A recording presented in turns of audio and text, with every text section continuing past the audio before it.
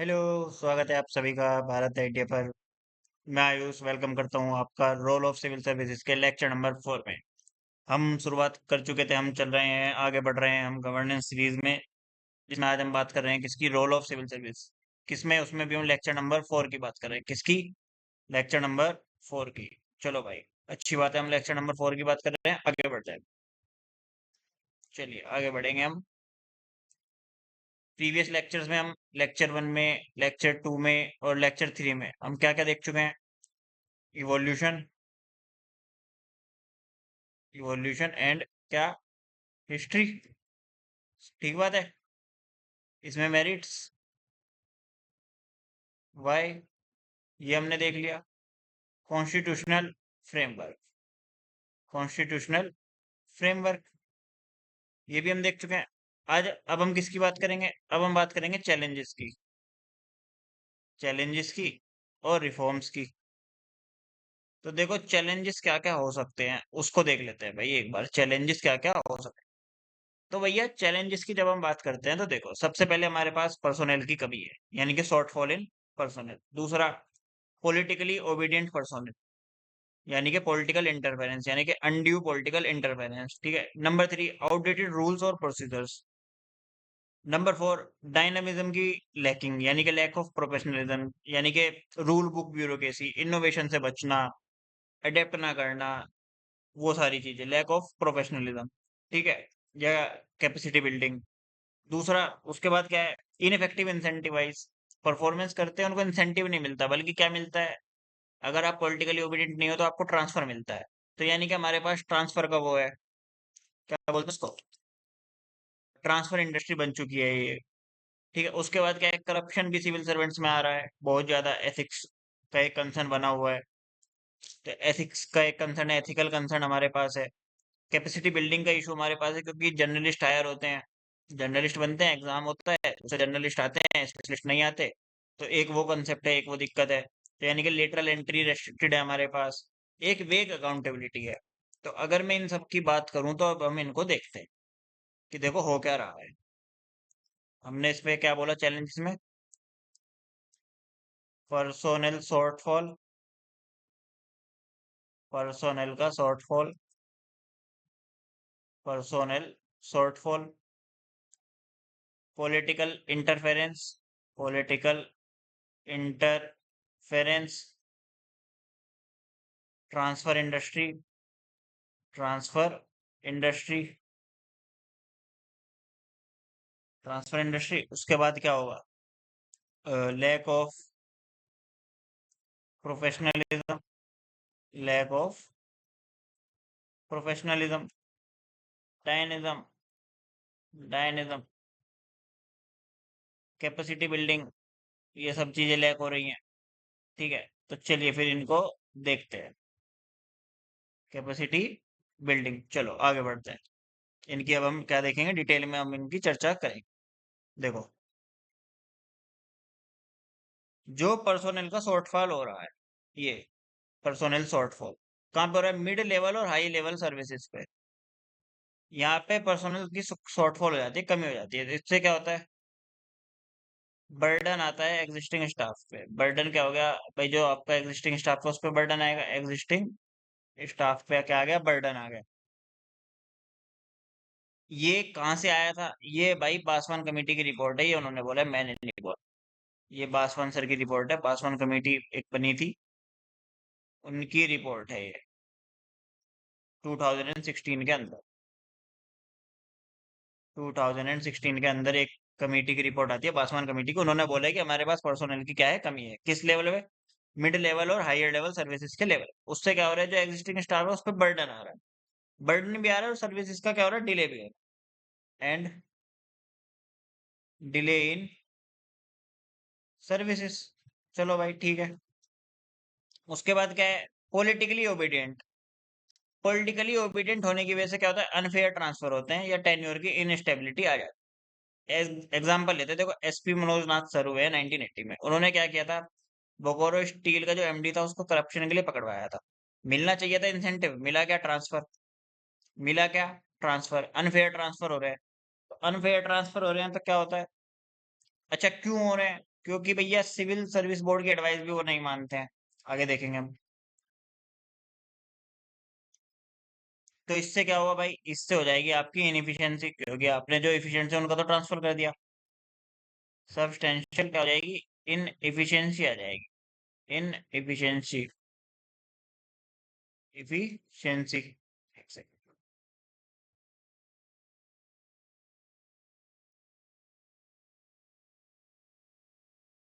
Substantial क्या आ गई, inefficiency आ गई। वाइटल पोजीशंस पे यानी कि की पोजीशंस पे, क्योंकि आपने जो काबिल था, लायक था, उस ऑफिसर का तो क्या किया, ट्रांसफर कर दिया या सस्पेंड कर दिया, क्योंकि वो पॉलिटिकली ओबिडिएंट नहीं है, वो चैलेंज करता है, उसको बार बार ट्रांसफर करते हैं। हम आगे देखेंगे, अशोक खेम का सर हुए हैं, उनको 30 साल की सर्विस में 50 बार ट्रांसफर मिले हैं। एक मैडम हुई है दुर्गा शक्ति करके, उनको एक कुलदीप नारायण करके सर हुए हैं, वो ट्रांसफर मिलते थे। प्रमोशन मिलना चाहिए, मिल रहा है, ट्रांसफर क्यों मिल रहा है, क्योंकि आप पॉलिटिकली ओबिडेंट नहीं हो, आप रूलिंग पार्टी के खिलाफ हो, आप किसी एमएलए के खिलाफ हो, आप उसकी बात मान नहीं रहे हो, सुन नहीं रहे हो। क्यों नहीं सुन रहे हो, क्योंकि उसकी डिमांड अनुचित है। ऐसा नहीं कि उसकी डिमांड सही है, आप नहीं सुन, तब तो ट्रांसफर मिलेगा, मिलना चाहिए, सस्पेंड होना चाहिए, लेकिन उसकी डिमांड अनुचित है। ठीक है, वो चीज आप हैम्पर कर रहे हो उसके पॉलिटिकल। अच्छा, आउटडेटेड रूल्स हो चुके हैं, टाइमलाइन बेस्ड प्रमोशन हो रहा है। किसका, टाइमलाइन बेस्ड। और क्या है, seniority based, seniority based promotion. Promotion आपका इन बेसिस पे हो रहा है, ना कि मेरिट बेस, ना कि मेरिट बेस पे। मेरिट बेस वहां पे कम, कंपिटेंसी कमी है, कंपिटेंसी चेक ही नहीं होती परफॉर्म, जब वो आता है, प्रमोशन होता है। वो तो टाइम स्केल हो गया भैया, 8 साल की सर्विस पूरी कर रही, चलो अब इसको बड़े जिले का डीएम बना, या 14 साल की सर्विस कर ली, चलो भाई अब इसको किसी डिपार्टमेंट में सेक्रेटरी बना देते हैं, अंडर सेक्रेटरी, जो भी। ठीक है, चलो आगे चलते हैं। अच्छा, कैपेसिटी बिल्डिंग लैक हो रही है, क्यों हो रही है, क्योंकि जर्नलिस्ट है हमारे पास। हम तो जर्नलिस्ट अप्रोच से आते हैं, बीए, एमए, बीटेक, लेकिन हमारे पास उस वर्क के लिए स्पेशलिस्ट नहीं है, या जो है उनकी ट्रेनिंग नहीं हो रही है उस बेसिस पे। तो हम तो क्या कर रहे हैं भाई, स्पेशलिटी को लैक कर, स्पेशलिटी को हम लैक कर। ठीक है, चलो भैया, इनफेक्टिव इंसेंटिव सिस्टम है, ये मैंने बात करी अभी। क्योंकि प्रमोशन मिल जाता है या सस्पेंशन मिल जाता है, जो वर्क कर रहा है उसको इंसेंटिव नहीं मिल रहा। जैसे कॉर्पोरेट में मिलता है, आप टारगेट अचीव करो, आपको कुछ ना कुछ इंसेंटिव मिलेगा, आपको, आपकी पूरी टीम को। गवर्नमेंट में नहीं मिल रहा, ये बात है। रिवार्ड एक मिलता है, वो मिलता है ट्रांसफर के केस में। अच्छा, रूल बुक ब्यूरोक्रेसी है, सिंपल बात की थी, रूल बुक इलिटिस्ट नेचर आ जाता है उनका, माई बाप एटीट्यूड, हम ही है। वहां से रेड टेपिज्म आएगा, मेल अडेप्टेड रिस्पॉन्सेज वो अडेप्ट कर लेंगे, सही रिस्पॉन्स नहीं करेंगे, क्योंकि हम ही मालिक हैं। जब हम मालिक है तो हमें हटाएगा कौन, वैसे ही परमानेंट बोलते हैं हम इसको, परमानेंट एग्जीक्यूटिव होते हैं ये। तो भैया एटीट्यूड आ जाता है ब्यूरोक्रेटिक बिहेवियर का। अच्छा, टेन्योर सिक्योरिटी उनको मिली जाती है, क्योंकि प्रमोशन तो टाइम स्केल होना ही है, होएगा ही। जो गलत करता है उसको दिक्कत थोड़ा ही है, जब तक उसकी कोई कंप्लेन ना कर दे। अच्छा, करप्शन के केस हम सुन रहे हैं, तो कलेक्टिव एथिक्स और मोरलिटी पे क्वेश्चन मार्क आता है। एक केस सुना होगा कि ईडी ने 19 करोड़ का कैश जब्त किया था, और प्रॉपर्टी थी उनके पास 150 करोड़ की। किसके पास, पूजा सिंघल, एक झारखंड की टॉप ऑफिशियल्स थी, अभी रिसेंटली हाईलाइट हुई थी, सुना होगा। ठीक है, ये होता है। अच्छा, कुछ तो क्या करते हैं, फोर्जरी एग्जाम में भी कर रहे हैं, अभी आपने सुना होगा, बहुत उस पे केस चल रहा है, इंक्वायरी हो रही है। एक पूजा हेगड़े करके अभी एक केस आया था, वायरल हुआ था काफी, अगर न्यूज देखते हो तो सुना होगा, कि उन्होंने एक फर्जी डॉक्यूमेंट से डिसेबिलिटी का यूज करके वो बनाया है। ठीक है। अच्छा, डायनेमिक की हमने बात करी, लैक्स क्यों, भाई इंटरनल प्रोसेस पे प्रायोरिटाइज है, रिजल्ट नहीं। कॉपी में काम पूरा होना चाहिए, चाहे हमने कुछ सीखा या नहीं, प्रैक्टिकल इम्प्लीमेंटेशन उसकी हुई या नहीं, लेकिन कॉपी पे हमने उसको पूरा कर लिया। किसी रोड को कंस्ट्रक्ट करना था या रिकंस्ट्रक्ट करना था, पेपर पे बनी हुई है, प्रैक्टिकल नहीं है। वही रेजिस्टेंस टू चेंज। अच्छा, अकाउंटेबल, हम तो बोलते हैं पब्लिक सर्वेंट है, सिविल सर्वेंट, लेकिन वो तो होते नहीं है। अकाउंटेबिलिटी तो उनकी अपने पर्सनल बेनिफिट से या पॉलिटिकल बॉसेस के साथ है, तो वो एक वेग अकाउंटेबिलिटी है, फिर या तो पब्लिक सर्वेंट मत बोलो। अच्छा, ट्रांसफर इंडस्ट्री की हमने बात की, एक सीएसपी बनाया गया था 2013 के अंदर, सुप्रीम कोर्ट ने डायरेक्टिव दी थी TSR सुब्रमण्यम केस में। वहां से सिविल सर्विस बोर्ड बना था कि वो प्रमोशन ट्रांसफर इन सबको हैंडल करेगा, वो एडवाइस देगा, वो एडवाइस करेगा। आज की डेट में उसका काफी स्टेट्स में काम ही हो गया कि वो गवर्नमेंट से प्रपोजल साइन करता है कि हाँ। तो यानी कि पॉलिटिकल कनेक्शन पे कास्ट और रिलीजियस फेवर्स होने लगते हैं। यहाँ से आई ट्रांसफर इंडस्ट्री। अच्छा, जर्नलिस्ट बायस तो है ही, हमने बात की थी, कॉम्प्लेक्स टेक्निकल में वो दिक्कत आती। तो अब इनको सुधारा कैसे? चैलेंजेस हमने देखो हमने अप्रेजल का चैलेंज देखा, यानी कि इंसेंटिवाइज का चैलेंज देखा, हमने जर्नलिस्ट बायस देखा, हमने ट्रांसफर इंडस्ट्री हम देख रहे हैं, हम देख रहे हैं अकाउंटेबिलिटी क्लियर नहीं है, हमने अभी डायनेमिज्म की बात की, यानी कि कैपेसिटी बिल्डिंग नहीं है, करप्शन हो रहा है, कैसे कैसे चेंज किया जाए, रूल बुक ब्यूरोक्रेसी है, इसको कैसे चेंज किया जाए, वर्क कल्चर ठीक नहीं है, आउटडेटेड रूल्स हो चुके हैं। आउटडेटेड रूल्स मतलब कि बॉटम टू टॉप फाइल जाने में देर लगती है, जंप नहीं कर सकते, जंपिंग लेवल होना चाहिए, ट्रांसपेरेंट डिजिटल उस चीज में। अच्छा, पर्सोनल की कमी है, कैसे कंप्लीट करेंगे इसको? तो रिफॉर्म्स की अगर मैं बात करूं तो कुछ तो गवर्नमेंट ने लिया है, गवर्नमेंट काम कर, ऐसा नहीं है कि गवर्नमेंट वर्क नहीं करती, गवर्नमेंट वर्क कर रही है। जैसे अगर मैं बात करूं तो गवर्नमेंट ने एक 360 डिग्री अप्रेजल का वो कॉन्सेप्ट लेकर के आए हैं 2015 से। पहले अप्रेजल कैसे होता था कि सीनियर रिपोर्ट बनाता था, एनुअल कॉन्फिडेंशियल रिपोर्ट, उसके बेसिस पे अप्रेजल होगा, प्रमोशन होगा या एम्पेनलमेंट होगा। एम्पेनलमेंट होता है सीनियर लेवल पोस्ट, ठीक है। इसकी हम चर्चा करेंगे अगले वीडियो में, कोशिश करके अगले में या उससे अगले में हम उसकी भी बात करने वाले हैं। तो 2015 में गवर्नमेंट को लगा नहीं, ये ठीक नहीं है, क्योंकि उसमें फेवर हो सकता है, किसी का जूनियर किसी सीनियर के करीब हो सकता है, उसका लगाव या उसका अफेक्शन उस साइड हो सकता है, तो वो उसको रिपोर्ट अच्छी दे सकता है। तो उन्होंने कहा नहीं, हम 360 डिग्री अप्रेजल लाएंगे। कैसे लाएंगे? हम सीनियर से चर्चा करेंगे, सीनियर से रिपोर्ट मंगाएंगे, उसकी जूनियर से मंगाएंगे, और जो उसके साथ में है, जो उसका पीयर ग्रुप है, उससे भी मंगाएंगे एक रिपोर्ट। उस बेसिस पे हम उसको एसेस करेंगे, हम उसको एसेस करेंगे कि क्या ये माइंड साइट ठीक है, क्या जो इस सिविल सर्वेंट की प्रोफाइल है, क्या वो उस रोल के लिए डेजिग्नेट, जो हम उसको रोल देना चाह रहे हैं, क्या वो उसके लिए बेस्ट सूटेड होगा। वो चीज हम उसमें चेक करेंगे। अच्छा, हमें क्या करना था? कैपेसिटी बिल्डिंग करनी थी। तो हम भैया लाए कर्म योगी योजना, मिशन कर्मयोगी। क्या लाए हम? मिशन कर्मयोगी। ये हमारा 2022 से है, कैपेसिटी बिल्डिंग हो रही है इससे, 2022 से कैपेसिटी बिल्डिंग का इसमें हम काम करते हैं, ठीक है। अच्छा, सिविल सर्विस बोर्ड तो है ही, सिविल सर्विस बोर्ड। एक है ई समीक्षा पोर्टल, ई समीक्षा, ई समीक्षा पोर्टल। अब तो परिचय भी आ गया है, परिचय पोर्टल, ई समीक्षा, परिचय। ये आपका 2015 से है, 2014 से, सॉरी 2014 से ई समीक्षा चल रहा है। सिविल सर्विस बोर्ड है ही 2013 से, 2013 से। आपका और क्या है, अगर मैं बात करूं तो और आपका आ जाएगा, हाँ इसी के अंदर एक आ जाता है integrated government online training platform, IGOT। ये इसी के अंदर है। एक आपका जाएगा civil service exam reforms, civil service exam reforms, civil service exam reforms. एक अभी चर्चा भी हाईलाइट हुई है, क्या एथिक्स का पेपर जरूरी है जब इतना करप्शन हो रहा है? Lokpal, Lokayukta, Lokpal and Lokayukta, Lokpal and Lokayukta as a vigilance, तो विजिलेंसर है, ठीक है। तो ये सारी बातें हो गई। अब देखते हैं कुछ इसमें जर्नलिस्ट भी आएंगे, जनरल व्यूज के। अगर मैं जनरल रिफॉर्म, ये तो गवर्नमेंट ने लिए हैं। जनरल रिफॉर्म्स की अगर मैं बात करूं तो सेकंड ARC बेस हैं, होटा कमेटी के ऊपर बेस हैं। जैसे टेन्योर स्टेबिलिटी है, वो होटा कमीशन से आती है। अकाउंटेबिलिटी को ब्रिंग करना है, अकाउंटेबिलिटी लानी है, तो वो सेकंड ARC में है। लेटरल एंट्री है, लेटरल एंट्री गवर्नमेंट ला भी चुकी है, तो वो गवर्नमेंट के इनिशिएटिव में भी आ जाएगी। उसके बाद आपका सिविल सर्विस न्यूट्रलिटी होनी चाहिए, न्यूट्रलिटी मतलब पॉलिटिकल इंटरफेरेंस से फ्री हो वो, ठीक है, ये चीज हो गई।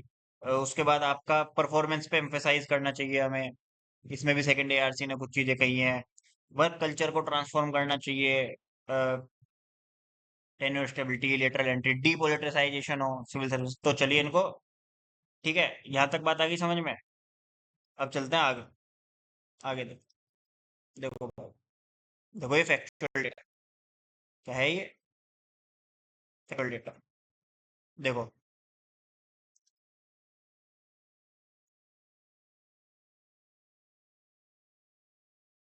360 डिग्री अप्रेजल कब से आया? 2015 अप्रैल से।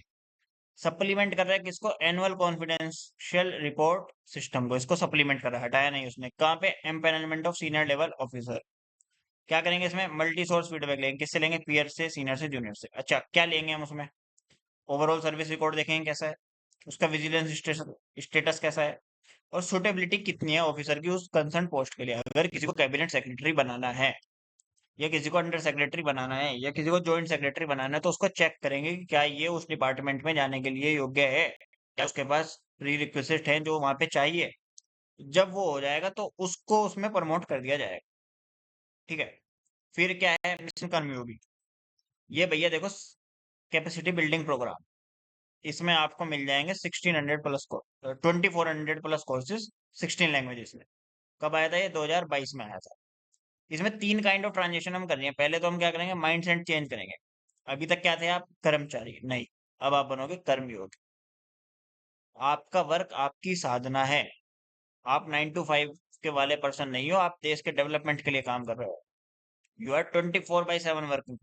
अच्छा, वर्क प्लेस का कल्चर, एमएमओ प्लेटफॉर्म लाएंगे, मींस मोटिव और अपॉर्चुनिटी बेस्ड फ्रेमवर्क से उसको डायग्नोस करेंगे कि क्या दिक्कत आ रही है। इंडिविजुअल नहीं, कलेक्टिवली काम करें। पहले चलता था एचआर मैनेजमेंट रूल बेस, अब होगा रोल बेस। कि भैया सपोज करो एक ऑर्गेनाइजेशन में 10 लोग हैं, तो 10 के अपने अपने रोल है, रूल नहीं है कि तुम छोटे हो, तुम नीचे, तुम बड़े हो, तुम ऊपर। नहीं, तुम्हारा ये रोल है, तुम फाइनेंस संभालोगे, तुम अकाउंट संभालोगे, तुम टैक्स संभालोगे, तुम डेली मीटिंग्स वगैरह, डेली एक्टिविटी संभालोगे। ये चीज उससे क्या होगा? प्रोफेशनलाइज ब्यूरोक्रेसी होगी। अच्छा, ये बेस है 70-20-10 मॉडल। 70% लर्निंग आएगी एक्सपीरियंस करके, ग्राउंड लेवल पे भेजो। 20% अपने साथियों से सीखो। पीयर से 10% दी जाएगी फॉर्मल ट्रेनिंग। इसी के अंदर एक प्लेटफॉर्म आता है iGOT, integrated government online training platform. क्या आता है? Integrated online training platform. ठीक है, ये बनाया department of personal and training ने। ठीक है, इसमें 2400 कोर्सेज है, 16 लैंग्वेजेस में। मैंने जिसको कौन कहा था? कर्मयोगी भारत। अब ये कौन है? ये 100% government owned, not for profit, special purpose vehicle बनाया गया है कंपनीज एक्ट 2013 के अंदर। ठीक है भैया, वहां से ये बनता है क्या? कर्मयोगी भारत, जो इसको मैनेज करता है, आईजीओटी प्लेटफॉर्म। अभी तक ये कुछ करोड़, ये मेरे जितना याद है, मैं बताऊं आपको, 3 करोड़ से ज्यादा ये लर्निंग के सर्टिफिकेट्स दे चुका है। कितने? 3 crore plus. 3 crore plus certificates इसने इशू कर दिए। फिर क्या है भाई? आपका ई समीक्षा पोर्टल 2014 से। इसमें करेंगे हम रियल टाइम ऑनलाइन मॉनिटरिंग। क्या करना है हमें इसमें? देखो, गवर्नमेंट ने कोई एक्शन लिया किसी स्कीम, उसने एपेक्स लेवल पे एक डिसीजन बनाया, तो उसकी मॉनिटरिंग करे जाएंगे कि क्या ग्राउंड लेवल पे उसके फॉलो अप एक्शन हुए हैं। तो वो इसमें लिखा है, देखो, मॉनिटर करेंगे फॉलो अप एक्शन को, जो गवर्नमेंट ने एपेक्स लेवल पे डिसीजन लिया उनके, किसमें? स्कीम, प्रोग्राम और प्रोजेक्ट के इम्प्लीमेंटेशन। अच्छा, सिविल सर्विस बोर्ड, मैंने अभी बताया था ऊपर, TSR Subramanyam case 2013 supreme court judgment. इसमें बोला गया कि यूनियन हो, स्टेट हो या यूटी हो, क्या बनाएगी? Civil service board. उसमें होंगे जो उस टाइम पे हायर रैंकिंग ऑफिसर सर्व कर रहे होंगे, वो उसके मेंबर। इसका काम क्या होगा? इसका काम होगा भैया गाइड करना, एडवाइस करना, और सर्विस मैटर। और सर्विस क्या है भाई? ट्रांसफर, पोस्टिंग, पोस्टिंग, अप्रेजल, सभी पे ये एडवाइस करेगा। चलो भैया, फिक्स करो मिनिमम टेन्योर, कि मिनिमम टेन्योर कितना होगा। मिनिमम टेन्योर कितना होगा? अच्छा, एक चीज और बोली गई। पहले क्या होता था कि पॉलिटिशियन ने कोई ओरल इंस्ट्रक्शन दी, सिविल सर्वेंट मान लेता था, क्योंकि उसको ट्रांसफर की दिक्कत होती थी, उसको डर रहता था, या पोस्टिंग की वो होती थी, कहीं ये मेरी ट्रांसफर पोस्टिंग जिसको बोलते हैं, सस्पेंशल पोस्टिंग जिसको बोलते हैं, वो ना करा।